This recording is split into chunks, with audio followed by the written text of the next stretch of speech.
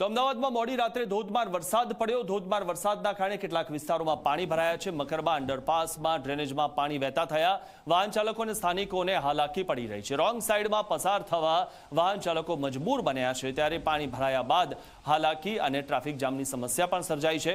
ગઈકાલે રાત્રે અચાનક જ વરસાદ વરસ્યો હતો। વારંવાર આ પ્રકારે હાલાકી પડતી હોવાનો લોકોનો આરોપ છે અને વહેલા પાણી વચ્ચે જે પાણી વહેતું હતું તેમાં એક વૃદ્ધ પડી જતા તેમનો મોબાઈલ પણ ગાયબ થઈ ગયો હતો। ઉલ્લેખનીય છે કે સતત પાણી ભરાવાની સમસ્યાથી અમદાવાદીઓ દર વર્ષે પરેશાન થતા હોય છે અને ચોમાસાની ઋતુમાં અમદાવાદીઓ પરેશાન થતા હોય છે, પરંતુ અમદાવાદીઓને હવે સહન કરવાની આદત પડી ગઈ છે।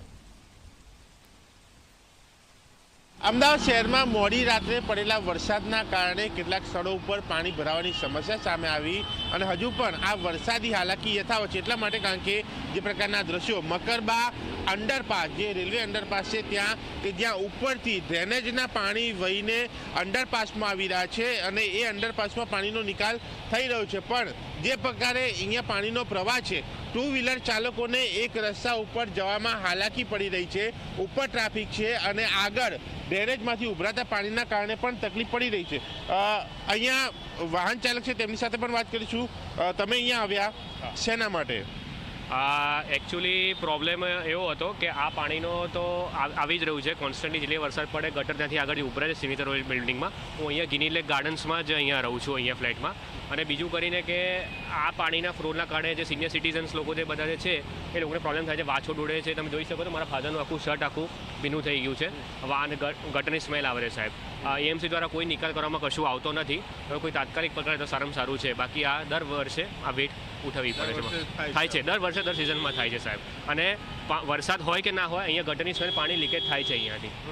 હા, તમે અહીંયા નીકળ્યા, શું થયું હતું? હું અહીંયા નીકળ્યો ને તો આગળ બાઇકવાળાને કારણે મારું સ્કૂટર સ્લીપ થઈ ગયું અને સ્લીપ થવાની સાથે જ હું પડી ગયો। પાણીનો બહુ ફોર્સ હતો અને એ સાથે મારો મોબાઈલ પણ પડી ગયો। મોબાઈલ પણ પડી ગયો, મોબાઈલ હાથમાં આવતો નથી હજુ। એટલે મોબાઈલ જે છે એ મળતો નથી, કદાચ કોક લઈ ગયું હોય અથવા તો એ મોબાઈલ આ પાણીમાં વહીને આની અંદર પણ આવી ગયો હોય એ શક્યતા છે। એ મોબાઈલને એના માલિક જે છે તે શોધી રહ્યા છે। પણ જે પ્રકારના અહીંના દ્રશ્યો છે, અહીંયાની હાલાકી છે, અહીંયા જોઈ શકાય છે કે આ સામેના રસ્તા ઉપર રોંગ સાઈડમાંથી આ ટુ વ્હીલર ચાલકો જે છે, અન્ય વાહનો જે છે તે જઈ રહ્યા છે।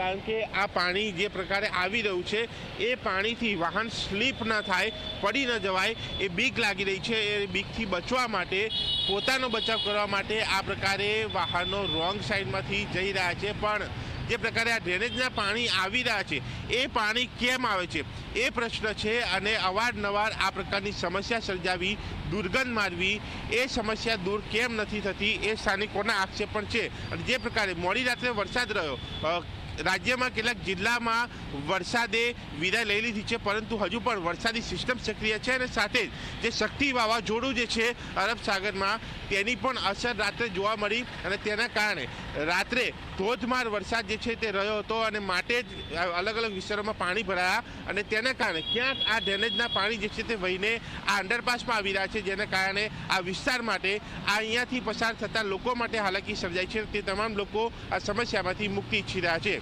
કેમેરામેન તુષાર શાહ સાથે દર્શન રાવલ, ઝી મીડિયા, અમદાવાદ।